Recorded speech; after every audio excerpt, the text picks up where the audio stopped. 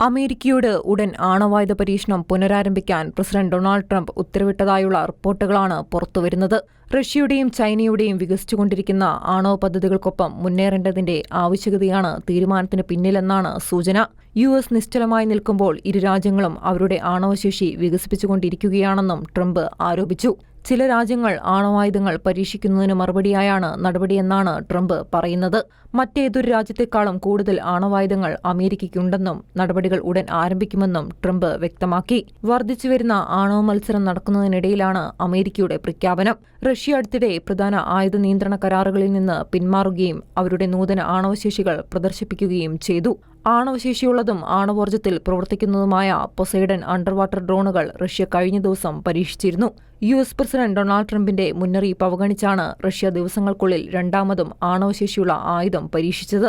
ആണവോർജ്ജം ഉപയോഗിച്ച് പ്രവർത്തിക്കുന്ന ആണവശേഷിയുള്ള ബ്യൂറേവിസ്റ്റനിക് cruise മിസൈലും Russia വിജയകരമായി പരീക്ഷിച്ചിരുന്നു.